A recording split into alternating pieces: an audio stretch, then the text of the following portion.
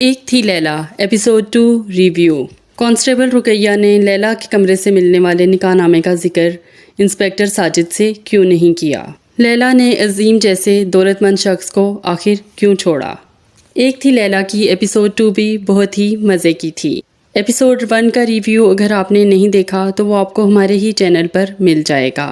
Episode 1 का review ज़रूर देखें, बहुत ही मज़े का रिव्यू था। और हमारे चैनल को सब्सक्राइब करना हरगिज़ ना भूलिएगा।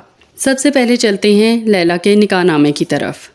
क्या कांस्टेबल रुकैया ने महज गुस्से में लैला की मां को कहा कि तुम्हारी बेटी का निकाहनामा है, या सच में फाइल में कोई निकाहनामा मौजूद था? लेकिन फिर क्या कि थाने में आके कांस्टेबल रुकैया ने इस अहम सबूत का जिक्र तक नहीं किया। हमें तो पहली ही एपिसोड से शक था कि इंस्पेक्टर साजिद से निकाह हो चुका है लैला का। जी हाँ, और कोई वजह आपको समझ आती है जो वो इतनी मेहनत के साथ इस केस की इन्वेस्टिगेशन कर रहा है कि लैला कहाँ गई? इसीलिए कांस्टेबल रुकैया ने निकाहनामे का जिक्र नहीं किया। भाई उसने क्या मरने का इरादा कर रखा है? अपनी जान और नौकरी तो हर किसी को प्यारी होती है, इसीलिए कांस्टेबल रुकैया ने उस निकाहनामे का जिक्र नहीं किया। अगर निकाहनामे में शोहर के नाम की जगह कोई और नाम होता तो वो ज़रूर इस निकाहनामे को ना सिर्फ उसका जिक्र करती बल्कि उसको अपने साथ लेकर आई होती। निकाहनामा तो अभी भी कांस्टेबल रुकैया के पास ही होगा, लेकिन वो शो नहीं कर रही। अब सवाल ये है कि निकाह अगर इंस्पेक्टर साजिद से हो चुका है तो वो क्यों इन्वेस्टिगेशन कर रहा है इस केस की?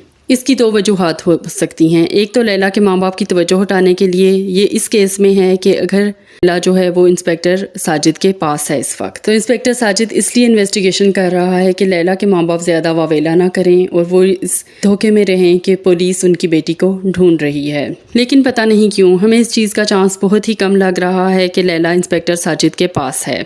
जिस तरह डेस्परेट अंदाज में वो इन्वेस्टिगेशन पे इन्वेस्टिगेशन कर रहा है, बंदे पे बंदा पकड़ रहा है, उसकी ठुकाई कर रहा है, मारपीट कर रहा है, उससे कहीं भी नहीं लगता कि लैला इस वक्त उसके पास है। लगता यह है कि किसी मजबूरी के तहत लैला को इंस्पेक्टर साजिद से निकाह करना पड़ा। लेकिन फिर इंस्पेक्टर साजिद से बचने के लिए लैला घर से भाग गई। अपेरेंटली अब ऐसा लग रहा है कि लैला भागते हुए किसी भी आशिक के साथ नहीं भागी, बल्कि वो इन सब से जान छुड़ाने के लिए घर से भागी है। लैला की इन्वेस्टिगेशन के दौरान इंस्पेक्टर साजिद का एग्रेसिव अंदाज, उसके आशिकों पर गुस्सा आना और उनका जब भी ये कहना कि लैला बेवफा थी या लैला गलत थी, उसको मज़ीद इश्ताल दिलाता है। ये सब ये शो करने के लिए काफ़ी है कि वो खुद लैला के साथ इन्वॉल्व है। अब हमने तो केस की बहुत सारी गुत्थियां सुलझा दी हैं। एक ये कि इंस्पेक्टर साजिद से लैला का निकाह हो चुका है। दूसरा ये कि इंस्पेक्टर साजिद के पास लैला इस वक्त नहीं है। तीसरा ये कि लैला ने अपनी मर्जी से घर छोड़ा है। अब एक वो जनरल स्टोर वाला आशिक रह गया है। उम्मीद है कि वो भी जल्द ही मिलेगा। वैसे एपिसोड 1 देखकर हमें इस हद तक अंदाज़ा नहीं था कि लैला इतनी करप्ट होगी कि होटल के कमरों में भी जाकर भी अपने आशिकों के साथ रहती होगी। खैर लैला का मंगेतर रियलिस्टिक था, उसने मंगनी तोड़ दी, ना कि बाकी ड्रामों की तरह उसके पीछे जूतियाँ चटखाता फिरता रहता। लैला की मंगनी वाला सीन बहुत अच्छा था और नूरजहां के गाने की हड्डी पसली एक करने वाला गाना भी बहुत ही बेहतरीन था। पुलिस का इंक्वायरी का स्टाइल भी बहुत ही बेहतरीन है। गरीब को लाते ही ज़मीन पर बिठा दिया जाता है, अमीर को ना सिर्फ चाय बल्कि बिस्किट भी पेश किए जाते हैं और कुर्सी पर बिठाया जाता है। मामला अगर ज़ाती अदावत का ना होता तो पैसे लेकर अजीम को छोड़ दिया जाता, लेकिन अब अजीम की भी अच्छी खासी ठुकाई होगी और उसको बंद किया जाएगा। लेकिन कुछ ही दिनों में जिस तरह बाकी दो छूट गए हैं, इस तरह अजीम भी छूट जाएगा। रहा ये सवाल कि लैला ने अजीम से शादी क्यों नहीं की, तो लैला की ज़िंदगी का मकसद शादी करना नहीं बल्कि घूमना फिरना और लाइफ को एंजॉय करना था। वो भला क्यों एक बुड्ढे से शादी करके घर में बाउंड होती। मिलकर देखते हैं एक थी लैला की आने वाली एपिसोड यानी एपिसोड 3।